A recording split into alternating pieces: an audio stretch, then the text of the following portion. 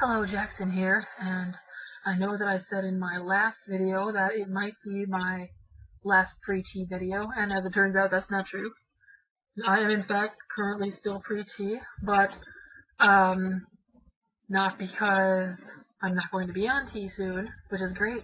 I'm videoing now because I am really excited, and I just wanted to share that with the world. So, this video I'm going to talk a little bit about my 2 appointments that I had in the last 2 days, and what's going to happen in the future. This is actually going to be my second and a half last pre-T video. My next video will be me shooting myself up at my aunt's house on Thursday. So, awesome. So, yesterday I go to, I'm being distracted by my dog's claws, so if it's because of that. Go away, go away, go away. Anyway, so yesterday I go to my final pre-T appointment with my therapist at my gender program, and the first thing she does is she hands me this, which is my T letter, short for testosterone letter, what all of us refer to when we are talking about the letter that the therapist gives our doctor to tell our doctor that yes, this person is eligible for hormonal therapy. So, I'm going to read through it because this letter has made me realize that I'm not a big fan of T letters. And, I mean, it's not my therapist's fault, but I'll tell you why. It's just annoying on a personal level. So, it goes on at first to talk about my therapist, and the first paragraph in a big bullet list is about her credentials and why she is a competent person to be telling a doctor that somebody needs hormonal therapy, which is fine. I have conducted a complete intake assessment, which includes but is not limited to a biopsychosocial assessment, a social sexual history, an assessment of family genogram, and an AODA assessment. So, and then it says, I believe that hormonal therapy is the next step toward transitioning from female to male. And then it goes through the diagnostic criteria of gender identity disorder. And I don't think it's actually called that anymore, but that's my diagnosis. So anyway, it says, in my opinion, it says my name, but I'm not going to say it, meets the criteria for gender identity disorder in an adolescent or adult sexually attracted to both females and males. And it has a little parentheses of where you'd find that. He has a strong and persistent cross-gender identification in everyday situations at his home, workplace, school, and in social situations. He is addressed by male pronouns and his legal masculine name. His family and close friends are supportive. He's been living full-time as a male since August of 2010. First of all, that's not true. I've been living nearly full-time as a male since long before then, and with the exception of one job that I had in 2010, I've been living full-time as male since, 2005. And it's funny because so many people know that when I said that my, official living full-time date was August 2010, they're like, what? Because I graduated from college before then, and everyone's like, I knew you in college. And I understand that college is a little different, but, yeah. He went through the legal name change process in May of 2009. He recently had the gender marker change on his driver's license to male back in May of 2011. Which is interesting because did I get it done in May? I keep thinking that I got it done in April, but I must be wrong. He exhibits persistent discomfort with his birth sex / gender of female and feels a sense of inappropriateness in the gender role of that sex. Not really the roles, I just know. Even going into a mostly male field. Okay. This disturbance has historically caused significant clinical distress clinically significant distress in his relational and social functioning at times throughout his development, which is also true. And I mean, of course, she's going to put that because it's diagnostic criteria, it has to be in there. This is the part that kind of annoys me. Part that doesn't annoy me, it says that I have a history of psychiatric care, which they do need to know about, because sometimes, and I'm not saying that this is common for those of you who have bipolar disorder and think I'm misrepresenting you, but sometimes people do rash things when they have some sort of psychological problem like that. So there have been people who have gone and, for example, gotten surgery when they were just in a manic episode. So of course that's going to be in there. And I don't have bipolar disorder, but It explains that I do have a history of psychiatric care due to depression. He does not exhibit any symptoms and signs of depression at this time, and is not taking any medication related to such, which is true. Later on, it says, although he does not accept suicide as a solution to his problems at this time, he has had suicidal thoughts in the past. Which was the line that scared me, because those suicidal thoughts were like 45 seconds of severe suicidal thought that where I thought about jumping out of a window, and then the first thing I did was I basically ran to an office where my friend was working at the time, and I just hung out with friends all night. The next day I sought psychological care. So I was suicidal for all of like 2 minutes. But of course it has to be in there. And I was worried that they'd bring it up, but I mean it does say that I don't have that now. Which is true, I'm not even close to suicidal, but gotta be in there. He appears to have strong coping skills and reaches out for help when the need arises. That's nice. Anyway, what are other good parts of this? In my opinion, he's a good candidate for male hormonal therapy. He'll continue to attend psychotherapy to assist and blah blah blah. It says what medications I'm taking. It talks about therapy. And here's the part that annoys me. And I mean, I don't blame my therapist for putting it in there, and I'm going to warn you that this is a very physical thing. So, if you're not interested in the intimate details of my body, maybe you should turn the camera off. So it says my medications. It says he reports to have hirsutism, which it just means hair, like body hair. Well, it means just hair in general, but when used in biological females, it usually means like excessive hair growth that's more masculine, which is true. Like my belly is hairy, my chest is hairy.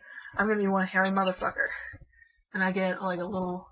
I don't think you can see it on this camera, but I get patches of hair too, and I just shaved 2 days ago, and it's stubbly. So I have that. She wrote that in there, and then as well as an enlarged clitoris, which again it's true, but I am trans. The very definition of me is that I was born female. So why do I need to justify all of that by having my therapist bring up all these physical characteristics of myself? And I think that what my therapist was going at is, I think she may suspect that I may have some sort of intersex disorder, such as, the one that she brought up was congenital adrenal hyperplasia. And the thing is that I've seen pictures of people with that disorder, and I don't think that I look even close. I mean, I don't know. I might wind up looking into maybe having some of the things that she suggested just to make sure that there's no health things that can arise from that, but it really has fuck all to do with whether or not I should be able to transition. And then it goes on to talk about how right before my period I get really pissed off at bisexuals. Well, not bisexuals, pansexuals. Bisexuals too recently though, but that's just because I'm bisexual and my fellow bisexuals have been pissing me off lately. And ironically it's because I've noticed a lot of bigotry toward non-bisexual people. And I tend to be not bigoted, but bigoted, because during my period I get really angry at pansexuals for no real tangible reason. And it's funny because I'm technically pansexual. But I get really, really angry, and I get really angry at genderqueers too, because maybe 2 or 3 genderqueers that I've met have been total shitheads to me, and have said things that are just absolutely ridiculous. So during that time in my cycle, for some reason my brain turns them into all genderqueer people, which makes no sense because I don't have any like logical malice against any of those people, but like I can't even explain it. And it doesn't say specifically why I become hypermasculine, but it says that he reports feeling hypermasculine/hyperalert prior to the onset of his menstrual cycle. And I found out I'm not the only one who has that, including a lot of genderqueers. Like, I found a bunch of genderqueers talking about feeling hypermasculine during and before their period. Anyway, so I take that, and I go to my endocrinologist, a doctor that I've never gone to before, and I show up 2 hours early because I stayed over at a friend's house so that I could save money on gas, since therapy and therapy is about an hour away from my house, and the hospital is maybe the clinic is maybe 45 minutes away. So it was a big savior of time and gas because it's about halfway between the two. So I go to and I'm thinking I'm going to wind up just reading my Kindle, and I dropped it while I was there, but I just think I'm going to be reading my Kindle, having a good old time. They have me give them my insurance information, etc. I find out that I don't have a copay there for some reason, which was nice, but shocking. And the one thing I was worried about, I didn't need to worry about. Everything worked out fine. Anyway, so I fill out my family history. They bring me in really early, like 10 o'clock when my when my appointment was at 11:15. And the nurse checks me over, does all of her stuff. She was very friendly, although she seemed, I know that they see a lot of trans clients there, so maybe they have to do this, but she explained to me what testosterone was, as if I didn't know what it was. And she said, we're going to put you on a medicine. It's called testosterone. As if it was this brand new information, like, yes, tell me more about this magical medicine that I've never heard about in my life. Anyway, so she checked my blood pressure, which was high. It got lower later in the appointment, but she was a very calming individual, and she helped me a lot with my needle anxiety.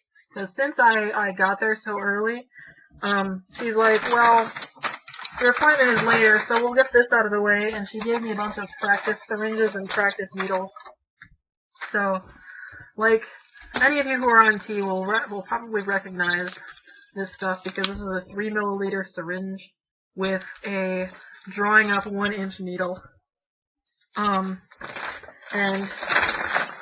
you may or may not recognize these, because this is not testosterone. It looks kind of like it because it's in a vial, but this is just like a regular capped bottle that is so that I can practice drawing fluid in and out of the needle. And then she gave me a buttload of 1.5-inch needles, and these are the kinds of needles that I'm going to wind up having to stab into myself. And these are all sterile, except for this crap right here. This is just water, and not even sterile water, but it's all sterile, so I could use it if I wanted to. But right now, that's just for practice. She taught me how to do it, only to find that I already know how to do it, because I have watched YouTube videos on the subject for years, looking forward to this moment. And she's like, you even knew to look for blood, so you have literally nothing to worry about, and you have no reason to have needle anxiety. And then I wound up getting a bunch of shots while I was there, and I mean, that was fine, so anyway. No T shots, but I got a flu shot. Woo! And she even gave me some tips as she gave me my flu shot. Anyway, that part is over. I get my blood pressure checked again. It was substantially better, so I wasn't in danger territory anymore. And, right away, while I'm sitting there, she writes out my prescriptions. So, I hadn't even had blood work done yet. I thought that I was going to go in for blood work. They'd find out what my base level was, and then they'd give me a prescription, next week. But apparently they don't do that, and I know a lot of guys who have the same thing. So I have 3 prescriptions here, all of them on wonderful, beautiful paper, because they are controlled substances, and they can't be allowed in the wrong hands. And one of them this one is for syringes and needles, which are these. Syringe with a needle attached, this one. And then I have a prescription for disposable 1.5-inch needles, which are these. These are the ones that are going into me. And then I have, where's my fake, my fake testosterone? I have my testosterone supply prescription right here. It would look like this, although this is not testosterone. It's water. And I was expecting to be on a dose every 2 weeks, because everybody I know is on a 2-week schedule. But apparently I need twice as many needles stabbed into myself, so she wrote me a prescription for 0.5 milliliters every 7 days. And I don't have the money to have these filled right now. I will on Tuesday when I get paid. So on either Tuesday or Wednesday before I go to work, I'm going to go to the pharmacy, pick up my tea and my needles and all that wonderful stuff. And then on Thursday, I'm going to give myself my first shot. And the reason I'm waiting until Thursday instead of just doing it that night like any normal excited person is because I really want somebody there with me. And I wanted somebody who understood needle anxiety and who has to jab themselves with needles. And my aunt has multiple sclerosis, and she's also very highly supportive of my transition. And we already had a meeting on Thursday morning where she bought the movie Becoming Chaz, you know, the Chaz Bono documentary from Oprah. She bought that for me. And the plan for like a month and a half has been that I was going to go over to her house, we were going to watch Becoming Chaz, and then I'd get to take it home. And it just so happens that we wound up having to schedule it for this Thursday when I should have my testosterone. And she has to take intramuscular injections for her multiple sclerosis, so this all works perfectly. So my first injection is going to be at my aunt's house, with her there, while we're watching Becoming Chaz. So it's going to be wonderful. And let's see.